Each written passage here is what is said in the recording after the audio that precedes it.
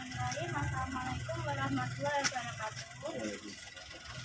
Selamat siang bapak sekalian.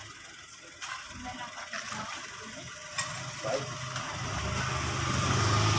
Sebelumnya perkenalkan, nama saya Aja Hendrianiata, bisa dipanggil Aja.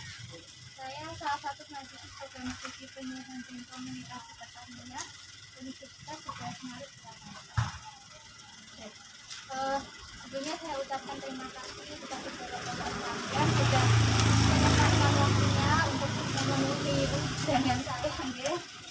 Jadi siang hari ini saya akan melakukan kegiatan penyuluhan keterampilan Pak, dan yang materi yang akan saya sampaikan terkait dengan kartu-kartu.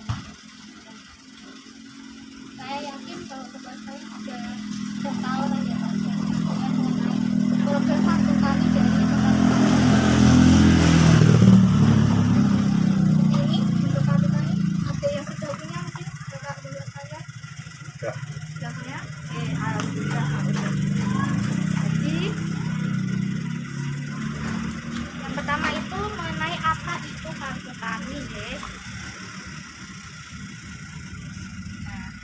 Kartu tani merupakan kartu yang dirancang khusus oleh pemerintah untuk memudahkan pendistribusian pupuk dan subsidi kepada petani.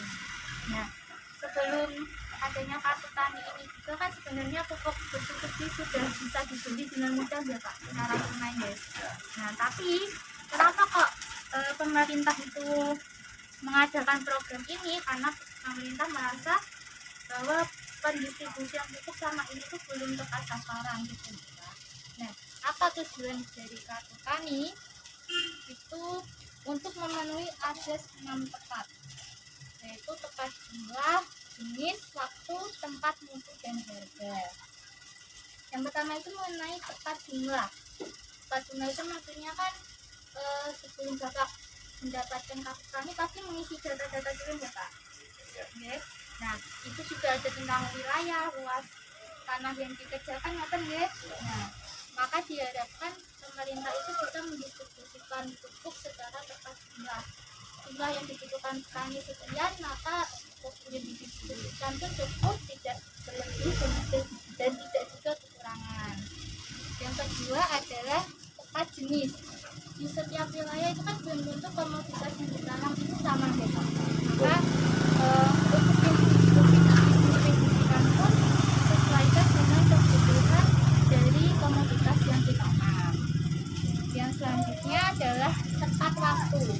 Yang dimaksud tepat waktu di sini adalah pupuk dapat didistribusikan tepat waktu ketika memang sedang dibutuhkan oleh petani. Jadi ketika memang sudah waktunya untuk pemberian pupuk, diharapkan pupuk sudah tersedia. Yang keempat adalah tepat waktu.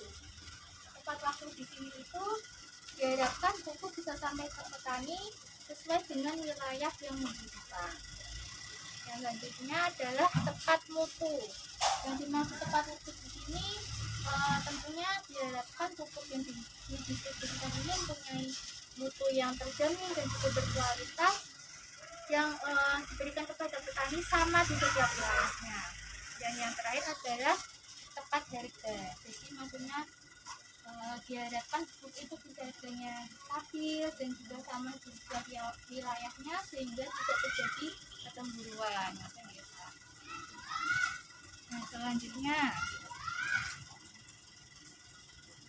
apa saja syarat untuk mendapatkan kartu tani? Buat Bapak yang sudah punya kartu tani sebelumnya gimana Pak? Apa aja persyaratannya?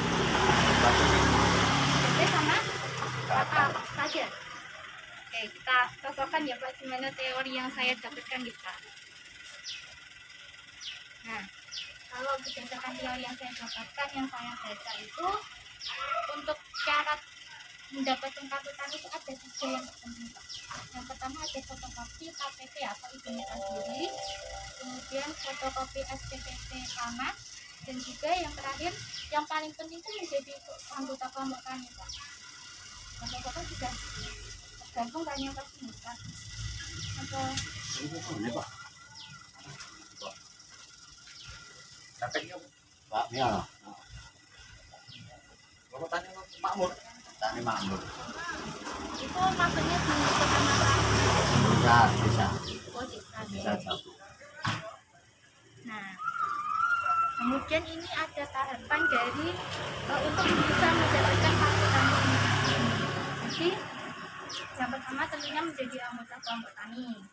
Yang kedua berkas dua tadi itu Pak, fotokopi KTP dan juga SPT tanah dikumpulkan di pengurus kelompok tani tersebut.